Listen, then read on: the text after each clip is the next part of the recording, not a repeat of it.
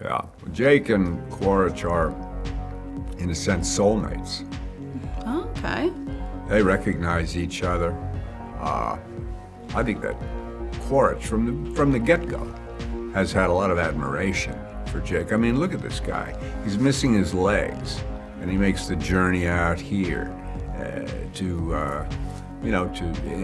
against all odds in this terribly dangerous, precarious environment. You know, he's a Marine through and through. He recognizes that, and Quaritch respects that, and clearly Jake respects that in Quaritch as well. But Jake particularly, he goes into the woods. I counsel him, don't get lost in the woods, son, and he does. Gets deeply lost in the woods, and that's the source of his development, the source of him becoming, beginning his journey of self-realization. We would be honored if you would join us. Well, first of all, congratulations on Avatar: Fire and Ash. This must feel like quite a achievement to finally have it on screens. You filmed this like, what, 7, 8 years ago? We started shooting this in 2017 and did a shot for 18 months or so, but I was doing work on this as recently as 4 months ago. A tweak here and there. Jim Cameron's, the work is never really done. Over. We'll come back to that. But first of all, those bits, that you filmed in 2017, what's it like revisiting all of that footage now on the big screen, finished, and then it's all of us coming in and grilling you about things that happened so long ago? Well, I think the length of time, the duration it takes to make these films has kind of settled in. It's something that we've grown accustomed to. And so it's not terribly shocking or surprising. It's always great, though. You see things, you go, oh my goodness, I completely forgot about that scene, and so it's, and when you see it, there's always an element of seeing it for the first time, so it's pretty enthralling. No, I bet. When did you see this for the first time, then? I saw it for the first time about 2.5 or 3 weeks ago. I'd seen large pieces of it. But as I say, Jim Cameron is working on this film all the time, stitching and, putting things just the way he wants it. And finally, we screened it for the entire cast. He screened it for the entire cast about 3 weeks ago. And then since then, I've seen it several more times. Okay. I mean, I come across something that I've written, a year, 2 years ago, and I'll be like, oh my God, I wouldn't write it like that anymore, or oh my God, I wrote it like that. Mm-hmm. Do you get that with your work? You see it and you're like, oh, I did that. Or, oh my God, I did that. Amazing. Well, it's not really particularly useful to second guess yourself, so I can't say I do. Of course, my history, I've been trained, worked on stage for many years, and of course the virtue of working on stage is that it disappears every night and the next night is a new opportunity. Film is somewhat different. What you do is kind of what's chosen finally for the final cut lasts forever. But as it happens, we have a director who's extremely collaborative and sensitive to an actor's wants. If I saw something, I think, post-release, if I said, Jim, I hate that scene, I think it would be hard to change, But blessedly, that's not really been the case. I'm glad you brought up stage, because on stage, like you said, it's a new night every time. But you presumably also get kind of energy from the audience, because that's different every night as well. Mm-hmm. So then doing that on film, and especially here, it's, it's mocap, so you don't have the set necessarily as you would in a live action film or on stage. What's that like? Well, if I might just correct you, we don't call it mocap anymore. Okay. It's performance capture, which is just a far more nuanced and a more accurate term for what it is. But the truth is that working in performance capture resembles nothing so much as rehearsing in a theater. Because the rehearsal and performing in a theater is one thing. As you say, you've got your set around you. Everything is as it should be. And, of course, it is repeated night after night. There are changes, but most changes on stage are kind of incremental in their way. But working in, you have absolute freedom. to explore when you're doing performance capture. You're working in a naked space, a bare space, it resembles nothing so much as a theater rehearsal room. And so the possibilities are infinite. Interesting. And again, because it was such a long time ago, and then you've come back to the character, and you potentially might go back to it again in future Avatar films, how is it difficult to let go of Courage in order to go do other roles and then come back to it again, and then maybe go do other work, and then again now you're in press junkets doing it? What's that like? Well, I never let go of Courage. I put him, I put him in a file somewhere in my brain or my soul or somewhere. Or put it this way, you kind of turn down the heat on the part, but you're always able to blow on the coals and kind of revitalize the flames when you need to. But, part of the actor's life is doing diverse roles, and since I've been involved in Avatar from 2007 till this moment, I've played dozens and dozens of other roles as well, and I haven't had a big problem kind of juggling things. I'm able to differentiate one part from another. Do you keep all your characters kind of in those little lockers in your brain? Not necessarily. I don't think so. I think they're all there somewhere, but some of them I'll never access again. And some of them I don't want to access again, to be perfectly honest with you, I think, But Quaritch, of course, it's an ongoing process. We've done 3 Avatar films, and with luck, I think, if the reception is, as positive as we certainly hope it is, we'll be able to continue on. And I hope so, because I find him to be just such a fascinating character to work on. Oh, absolutely. And I know it recently came out that originally The Way of Water and this was supposed to be one film, and I know Sam Worthington read it as one script. Yeah. Did you also get just one script originally? It's possible I did. I don't have that memory of it, but it's probably true that when I originally read, it wasn't called Way of Water or Fire and Ash when I first read it. It was Avatar 2, and this goes way back before 2017. This is probably closer to 2013 or 14 when I was sent the script, and it's quite possible that it was one big fat script at that point. I do know originally the saga, as it were, was kind of split into 4, and of course now it's 5, so that would account for something turning into 2 and 3. Do you remember, was the arc kind of the same for Quaritch over kind of one film versus the 2 now? Was it the same kind of arc, or did anything else change? I think everything. Well, the arc has been gradual and incremental the entire time. You just kind of building the character out and in all at the same time, it seems to me. I don't really recall, it's not science. You know what I mean? I don't graft the character arc, as it were. That's something that happens intuitively and kind of internally. Interesting. And I know that you don't like to refer Quaritch as a villain. I'm happy to. I'm used to it. I'm sure that will come up loads. But I do wonder, the last 2 films have made him into such more complex character. Yeah. Did you already have those notes in the first film that you kind of saw him not as a straightforward villain? Mm-hmm. Well, I never did see him as a straightforward villain. I always tried to accentuate the positive, as the song says. And there's so much about him that's laudable. He's a good leader, and he leads from the front, and he's loyal to his people, and he's intelligent, and as it happened. But I try to do that without minimizing the cruelty and the brutality.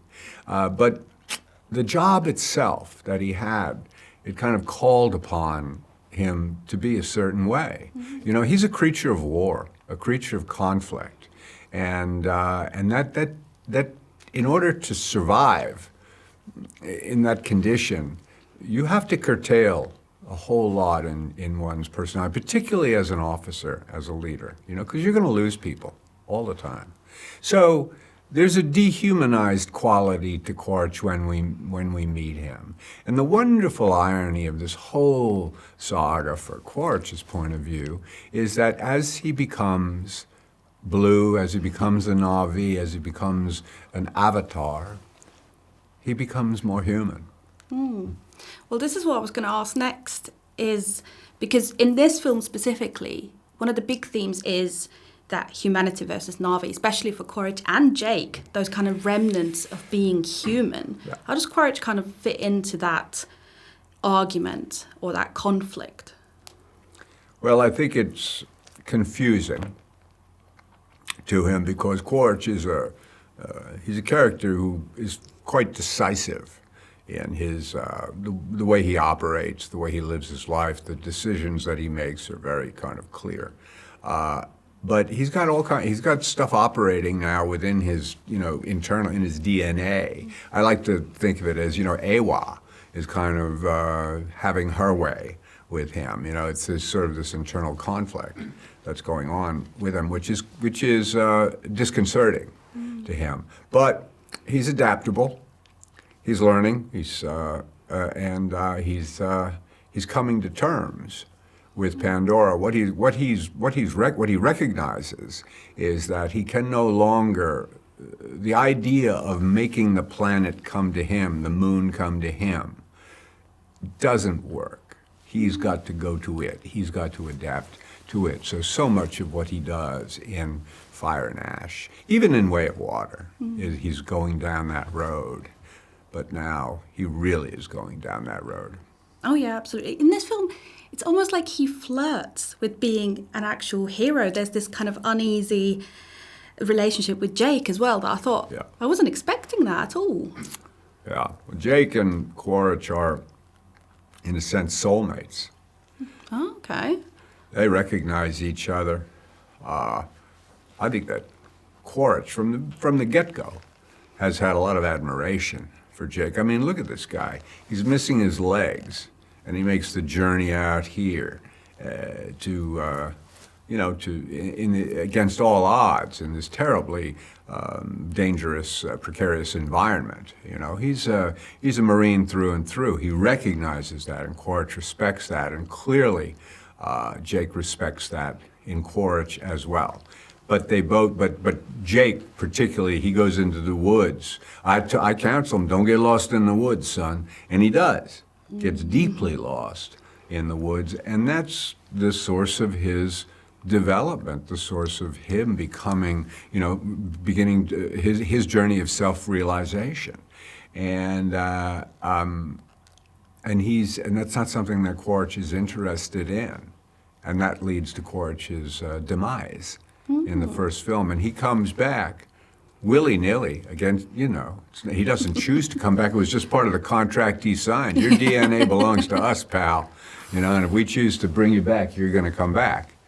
And he does come back, and he counts himself fortunate to come back. When he steps off that transport, he takes a deep breath of Pandora and atmosphere and says, okay, let's get back to work, But I know you're talking about Jake, and then it's Jake who's trying to counsel Quaritch to, not get lost in hatred in the woods, to open his eyes, to experience the world. Quaritch has a hard time doing that. Oh. And we have to keep this spoiler-free because this is going to go out before most people will have seen the film. Yeah. But at the end, I couldn't stop thinking about this after the film. There's a choice that Quaritch makes right at the end. And throughout the film, he has kind of embraced the Ash people specifically and almost started changing into this. And Jake says at one point, you're free. You can embrace this more. How do you think Quaritch has changed, or maybe not changed, throughout these films to lead him to make that choice on that rock? Well, he makes the choice but he makes it on his own terms. He finds a level of life on Pandora that makes sense to him, and that happens to be the Ash people, this particular clan. Because when he enters into, first of all, the minute he and Varang, the leader of the clan, meet, something happens there. I mean, there's a connection. They recognize each other, strength to strength, it seems to me. And then when he finds his way to them, and if you remember that kind of physical environment that the Ash people live in, you can almost smell the sulfur from that volcano, you know, and that's an atmosphere that Quaritch is very, very at home in, it seems to me. So what has he done? He's found an aspect of Pandora that works for him, you know, with which he can deal, you know. He doesn't need this tree-hugging stuff. He's not a creature of the water like the Metakaina. As I've pointed out, he's a creature of conflict. And he goes to a place that's highly conflicted, and he feels one with it, I think. And we're talking about a week after Netflix said they were going to buy Warner Brothers, and now Paramount's bidding very aggressively. Do you think we need more films like Avatar? Because right now, theatrical distribution, we're all worried about it. Will cinemas survive if streaming services are going to take over in a way? Are films like Avatar the answer to that, creating an experience that you can't replicate at home? Well, I don't think there are films, you know, like Avatar per se. There are big films, there are blockbuster films, but I think there's an immersive depth to Avatar and a sophistication and a boldness and a fearlessness to the filmmaking in Avatar that is absent from many, many blockbusters, because there are formulas to make blockbuster. You do it this way, you're going to make thus much money. I think that cinema will survive, but cinema will change. You know, there are, I think back in the days, there were thousands of independent cinemas all around the country. I'm not sure what it was like in the British Isles, but certainly in America there was. And I think at this point there are less than 50 independent cinemas actually left. There are the chains, you know, the AMCs and what, but, and they're I think they struggle as well. So I don't know, you know, if I knew the answer to that kind of question, I'd probably be an executive over a studio executive, I think. But I do think that we have such a craving as a people for stories, the way they're, and there's just no substitute for sitting in the dark in a movie theater, a shared experience with, you know, it's anonymous, but it's very intimate with strangers, you know.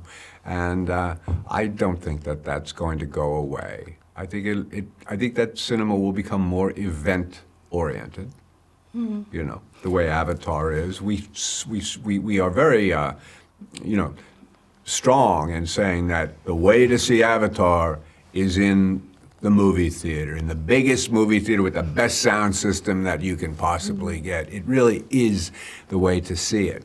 After that, you know, the third or fourth or fifth time you watch it, you can watch it on your iPhone as well. It'll play pretty well there too, I would say. But I think cinema is not going to, it'll mutate, it'll change, it'll shrink and it'll expand, but it's not going to leave us. Well, I remember watching the first Avatar. I would have been 18 years old, and I remember kind of feeling like I was surrounded by it with this, you know, the 3D and everything. Yeah. But it's not me you have to kind of convince to go to the cinema, because I already love film, and obviously now for work I go loads of, but it's the casual moviegoer. You need to give them something worth their money, because it's ridiculously expensive. I don't know how it is in America, but here it's expensive going to the cinema. Yeah, well, it's expensive going to a ball game, too. You know, when I was a kid, I could just go out to the baseball game and spend $3 or $4 and get myself a seat. Now, if I take my grandkids to a baseball game, you know, it's going to be $500 or $600 before the night is through. It's crazy. That's happening all over with everything. It seems to me. I have no idea how we can you know, conquer that. And I understand that this might be a slightly uncomfortable question, but... If it is, I won't answer it. So Now that this is about to come out, there's again that ugly argument that's come up that came out when the sequels was announced and when The Way of Water came out, that Avatar doesn't have like a cultural footprint, which I assume means that it's not like Star Wars or Marvel, which I don't quite get. I don't agree with that. But where do you think that comes from? I don't even know what it means to say we don't have a cultural footprint. Avatar was embraced globally. Yeah. And it was embraced globally because the themes of it are so human, so current. so globally. They're not exclusively, American or anything else. It's about family. So I don't really concern myself with that. There's always going to be, obviously, people who. It's just part of human nature to look at something that's successful and to try to tear it down. We have a lot of that. We always have had a lot of that, it seems to me. But, Avatar, there are so many films that kind of walk in and out of your life. But from the people I've spoken to over the years, when Avatar walks in, it leaves footprints on your heart, I think. Well, I was going to ask, what do you want the legacy to be? What do you want people to say about Avatar 50 years from now? I want them to recognize that it becomes a benchmark in the history of cinema. And the reason, and that's a very personal reason for me, because I love being part of this industry. This is my life is acting, on stage, but really in the movies, much more so now. And I think it's probably a true thing to say that every actor, I shouldn't speak for every actor, but actors have kind of immortal longings. You want to do something that's going to last, not unlike a novelist, a poet, a painter. No, thinking, I wonder if this painting will still be valid 150 years from now. I wonder if people will still read my books. And personally, the idea that my great-grandchildren or beyond that will have the ability to watch something that, this guy did 100 years, prior to this, and say, I was related to that guy. Everything. I find that to be just personally kind of gratifying. I would say. Now that's a personal legacy. I beyond that, it's hard for me to. I don't want to get too highfalutin and make too many claims about what the film will do, but I do think that it will stand the test of time, much as The Wizard of Oz, Gone with the Wind, Bridge on the River Kwai, Lawrence of Arabia, Star Wars. I think it will stand that test of time. But all those big franchises, the cinematic universes, they're all the rage right now. You have to be on TV and in the cinemas. Would you be willing to do like an Avatar spin-off on TV? Hard to know, really hard. It's a good question, and probably somewhere some studio executive is wondering that very thing. Planning it. I would expect. I find that it's wise not to say no to things that actually you haven't been asked to do. Because I was thinking, because Quaritch tells Spider about his mum, so I was thinking maybe like a little prequel sitcom, like a Malcolm in the Middle kind of I love thing. it. Yeah, Paz Sikora was her name. Yeah, Paz and me. Yeah, all in the family. Yeah, the only thing I'll tell you about that one is that Quaritch is tough, but Paz, she was tougher. Ooh. Was there a lot of kind of backstory there that we didn't maybe see? There's backstory that we love to talk about, we love to discuss. And, I'll tell you something, that it's not always necessary for actor to director to have absolutely the same backstory. Okay. We agree on central points, her name and things like that. But the nature of the relationship is something that can be, people perceive it differently, but that's not unlike life. It seems to me, when we remember things, we remember things differently, usually. And you met James Cameron when you first auditioned for Aliens? Yeah. Is that right? Yeah. If you did get that role, how do you think that would have changed your career and your relationship with with James Cameron. Yeah, James Cameron is a guy who shows tremendous loyalty to the actors who deliver for him. So, presumably, I would have delivered in the role that I would have been asked to do, that I was up for. And I can't remember, actually, to be honest, whether it was Hicks or one of the other roles, what it was. But, and presumably I would have done a good job, so presumably he would have asked me to do lots of other roles, and presumably he would have not cast me in Avatar. Things work out the way they really are supposed to work out. You know, I always approach the aliens thing as Avatar as the longest callback in the history of the cinema. You know, I auditioned 18 years before that, and then he called me and said, "Now I'm ready for you." Would you tell that to sort of younger actors who, because I assume not getting a role, it must be devastating. But yeah, like you said, that things one did work not out. devastate me. I've been devastated by only one or two things over the years. That one didn't. I had other work, you know, as it happened. I didn't do that, but I did another picture. I did it. That's when I began working for Michael Mann. So, and Michael Mann is a director who's very, very important in my life. Jim and Michael Mann are the two most important directors in my life. And so, had I done Aliens, I would not have worked for Michael. And there you have it. Mm-hmm. And do you and Jim, do you do like kickboxing together or something like that? We do. We haven't been doing it lately because it's hard to spar when he's in New Zealand and I'm in New York or California. But when we're together, we start the day by, you know, beating the living hell out of each other for a while. Who wins? Gotta know. What do you want me to say? Of course he wins. Do you have to let him win though? But he's rangy. See, Jim is, because he's taller, he's rangier than I'm. So I have to I go all Tyson on him. I go all Mike Tyson. Okay. I kind of bruise him from the inside. Oh, do you like play dirty a little? No, I don't play dirty. I just, I try not to. But now, if this is the last Avatar film, hopefully it's not, but if it is, if James calls you for another role, do you immediately say yes, not reading script, not knowing what it is? Yeah. Is it just an immediate yes? Absolutely. Oh, interesting.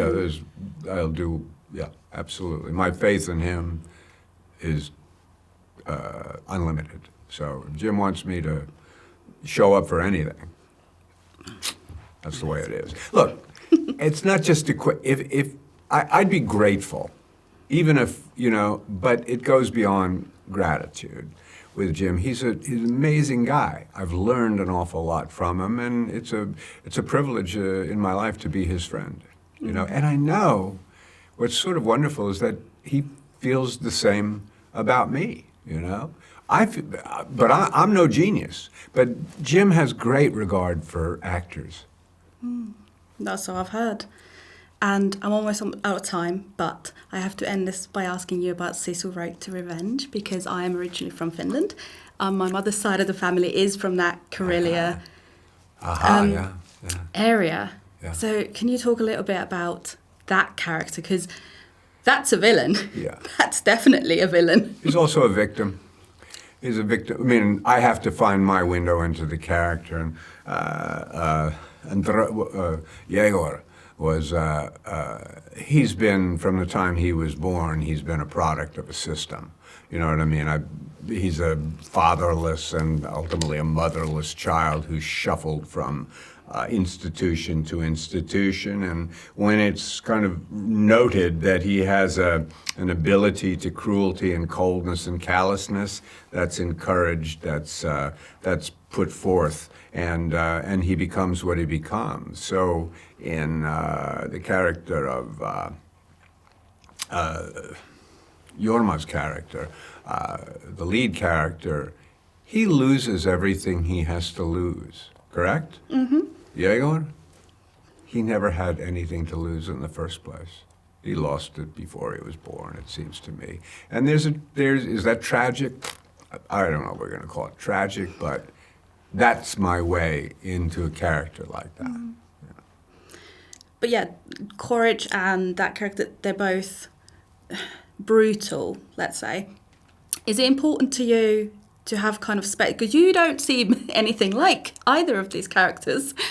Is it important to you to have that kind of space between you and the character rather than kind of pouring yourself into these I do roles? pour myself into the characters. I need to, you need to find your way in. But for me, just to play kind of a mustache-twirling villain, I'm just not that interested in doing it. You know? I mean, the villainy of Yegor Dragunov, I think it comes out pretty clearly in the thing.